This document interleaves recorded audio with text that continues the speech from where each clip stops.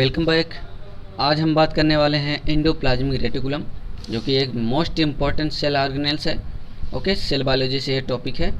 ठीक है, इससे पहले हमने चर्चा किया था, माइटोकॉन्ड्रिया पे डिस्कशन हुआ था। ठीक, आज का जो वीडियो है वो एंडोप्लाज्मिक रेटिकुलम पर होगा। ठीक है, तो आइए देखते हैं एंडोप्लाज्मिक रेटिकुलम क्या होता है।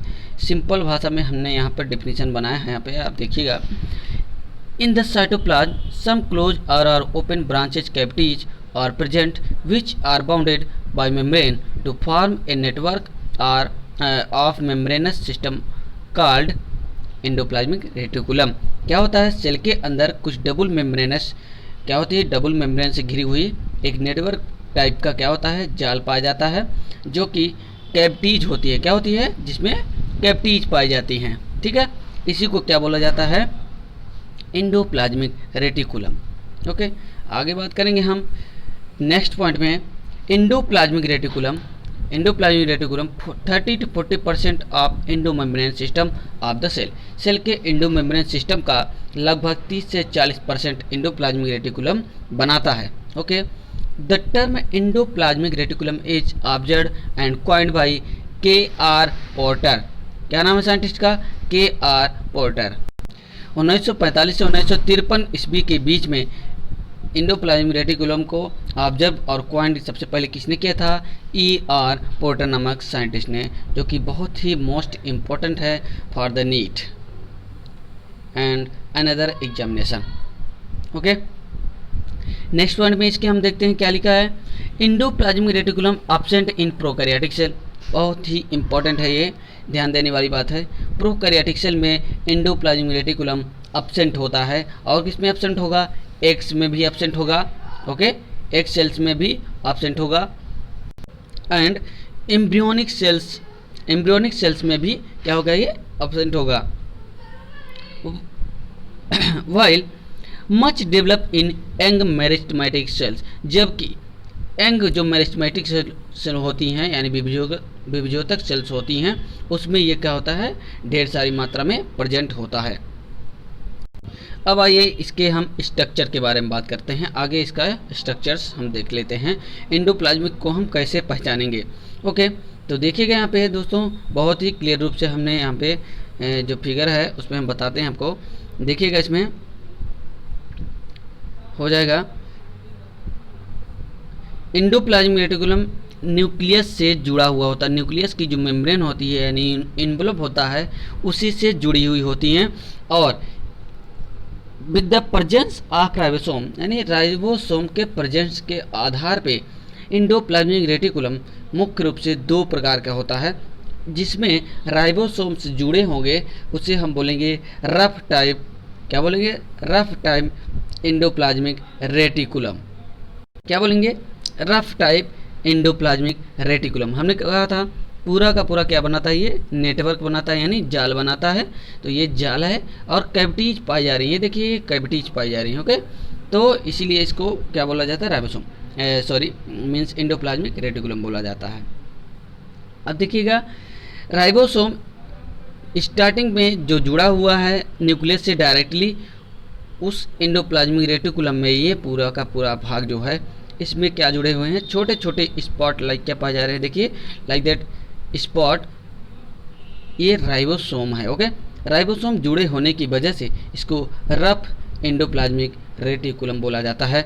और उसके जस्ट पीछे यहाँ साइड में अगर आप देखते हैं, तो इस फिगर में आप इधर साइड में देखेंगे, तो ये पूरा का पूरा स्मूथ पाया जा रहा है, और इसमें राइबोसोम की मात्रा बिल्कुल भी नहीं है, इसलिए इसको स्मूथ एंडोप्लाज्मिक रेटिकुलम कहते हैं।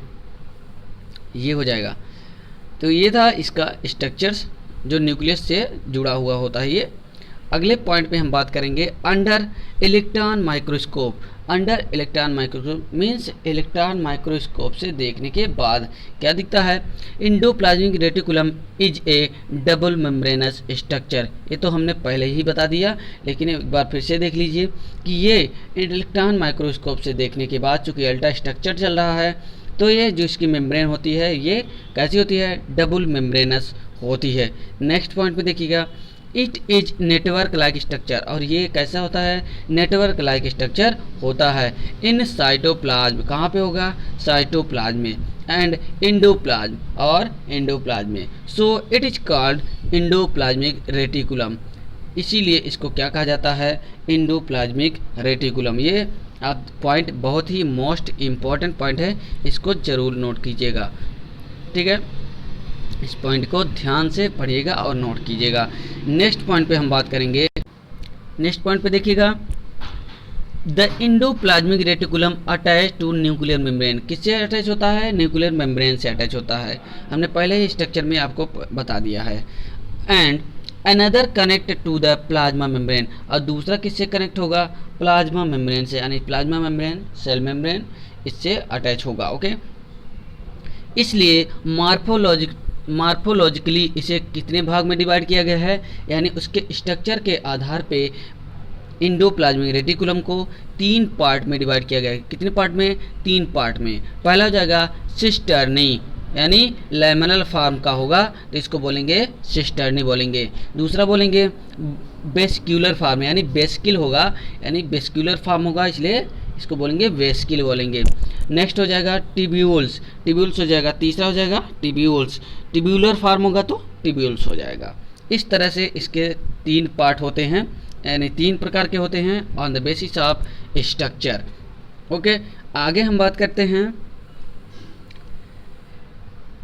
The cavity cisternae वेस्किल्स and tubules surrounded by 50 to 60 angstrom, यानी 52 से कितना होगा, 60 एंगस्ट्रॉम मेम्ब्रेन होगा, यानी थिन होगा। आगे हम बात करेंगे टाइप्स ऑफ एंडोप्लाज्मिक रेटिकुलम, इसके टाइप के बारे में बात करेंगे। हमने पहले ऊपर के पॉइंट में हमने देखा types of endoplasmic reticulum according to structure. अब यहाँ पे हम बात करेंगे प्रेजेंस और अब्सेंस ऑफ राइबोसोम, राइबोसोम के प्रेजेंट और अब्सेंस के रूप में इसे कितने भाग में डिवाइड किया गया है, तो हमने पहले भी इसको स्टडी कर लिया है। फर्स्ट हो जाएगा रफ और ग्रेन्युलर टाइप, मीन्स जिसमें राइबोसोम अटैच होंगे उसको बोलेंगे रफ और ग्रेन्युलर टाइप एंडोप्लाज्मिक रेटिकुलम। दूसरा हो जाएगा smooth, when the ribosome do not attach to the outer surface of endoplasmic reticulum then it is called smooth type, means जिस endoplasmic reticulum में राइबोसोम अटैच नहीं होंगे उसे स्मूथ टाइप एंडोप्लाज्मिक रेटिकुलम बोलेंगे। ये हो गया। आगे एक पॉइंट और है, it is also called granular or endoplasmic reticulum, it do not participate in the protein synthesis, protein synthesis में यह टाइप का यानी स्मूथ टाइप का जो रेटिकुलम होगा वो इन्वॉल्व नहीं होगा। ओके, जो रफ टाइप होगा मीन्स इसमें राइबोसोम होंगे इसलिए प्रोटीन सिंथेसिस में इन्वॉल्व होगा। अगला हो जाएगा इसका फंक्शन, फंक्शन देख लीजिए क्या हो जाएगा। नंबर 1 पे पहला point, the network of endoplasmic provide ultra structure skeleton system of cell, so it helps mechanical support, ये क्या करता है, मैकेनिकल सपोर्ट में हेल्प करता है, मोस्ट इंपॉर्टेंट पॉइंट है।